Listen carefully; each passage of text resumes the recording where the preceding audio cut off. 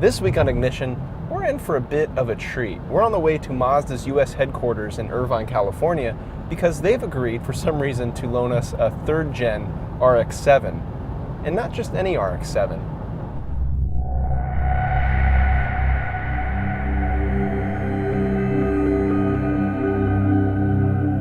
While Mazda stopped importing the RX-7 to the US in 1995, production continued in Japan until 2002.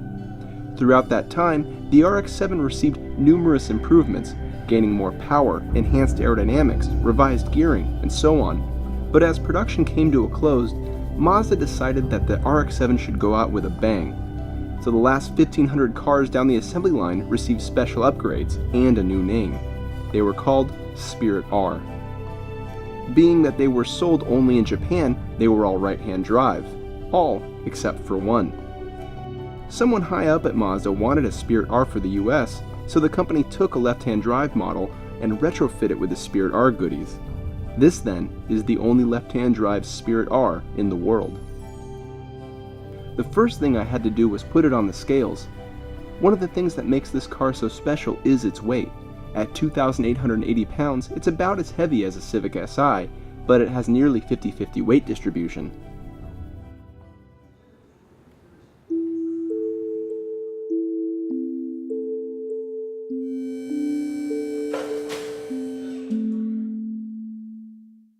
For a sports car designed in the early 90s, there's some interesting things happening underneath. You have control arm suspension at all four corners. You have this torque tube-like structure here. So anyway, what is a Spirit R? Well, they came in three variations, A, B, and C, with A being the most aggressive, with just 2 seats and a 5-speed manual transmission. This is a Spec A. Now, underneath you can see some of the upgrades that they had. We had forged wheels from BBS, we have shocks from Bilstein, we have drilled brake rotors, and Recaro bucket seats inside. This was one of the most driver-focused RX-7s ever produced.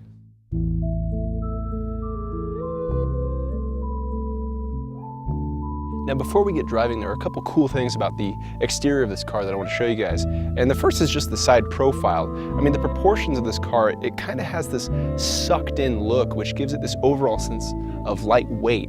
And that's what the car is, it's rather light. And can you believe that these are 17-inch wheels front and rear? I mean, this was back in the day before 19s and 20s were so prevalent. And cars were definitely better because they had smaller wheels. Look at just the sidewall on this tire. You wouldn't see a sidewall like that on a modern sports car at all. The wing, you actually see there's this little indent in here inside the wing. And that's because if you take these side pieces off, you can actually change the angle of the wing if you're so inclined. Now over to the front bumper is pure Japanese though. This bumper only came on the Japanese spec cars. You can tell by the fog light and this front license plate mold here. The reason that's there is because the Japanese are pretty particular about having front license plates, so Mazda made this bulge in the front bumper. You actually see a lot of guys on the forums importing these bumpers, shaving this off at a body shop and making it so it looks flush. It's just a funny detail.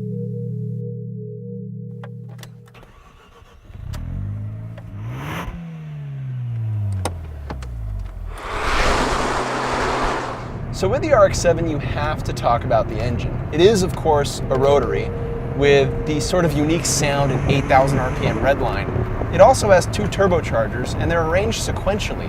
So you have a small one that takes care of the first half of the power band, and a second one that comes on later.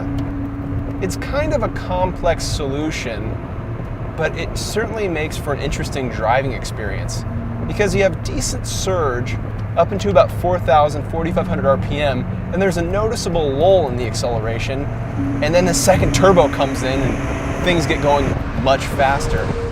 In fact, Mazda specifically warned us that this car does not have traction control and it does not have stability control, and that if you're mid-corner when that second turbo spools up, things can get kind of sideways.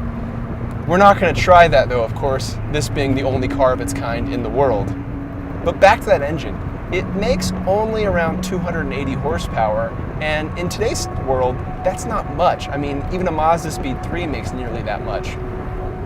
See, this car was made during Japan's legendary 276 horsepower pact, where sports cars were limited on power.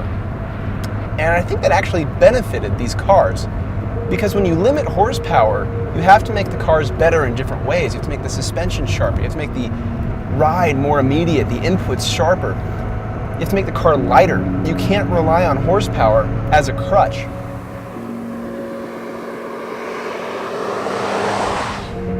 One of the things I love so much is this excellent forward visibility. That's because the engine's so tight and low. All you see are really the front fenders guiding you throughout the corners. This interior too, while it's definitely not built for your standard American body size with these tight-fitting Recaros, all the gauges face you. The whole dash here is inclined towards the driver. When you put this car in the context of the early 90s, it becomes even more impressive. Back when Motor Trend tested the US version, it would hit 60 in the low 5s, the quarter mile in the 13-second range. It could put down nearly a G around the skid pad. It was 1 foot away from the shortest stopping distance they'd ever recorded from 60 miles an hour. It was that incredible performance and the level of driver involvement that this car gave you that made it easily Motor Trend's Import Car of the Year in 1993. One of the interesting things that I'm noticing though is that when you drive this car quickly, you start seeing a little bit of Miata, a little bit of RX-8. You see where those cars descended from.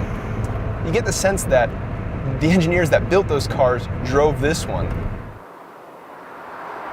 It's interesting driving a car that was designed and made in the early 90s, even though this one was built probably around 2000, because it makes you appreciate just how capable today's performance cars are.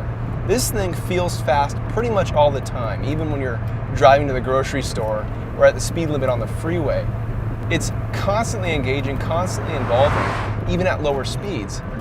And that's something that a lot of modern cars are missing. You really need to push them hard in order to enjoy them. In fact, a modern descendant of this car might be the Scion FRS and BRZ, because those both offer that level of engagement everywhere. You have to be mindful of torque and power. You have to be mindful of the shifter. You have to pay attention to gauges and dials. I mean, this is what driving is all about.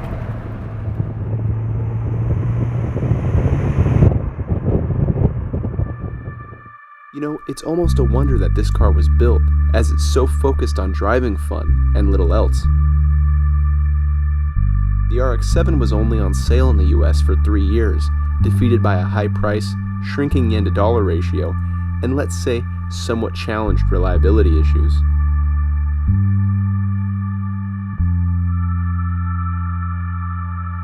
But the way it longs to please its driver makes it my highlight of the Japanese sports car glory days.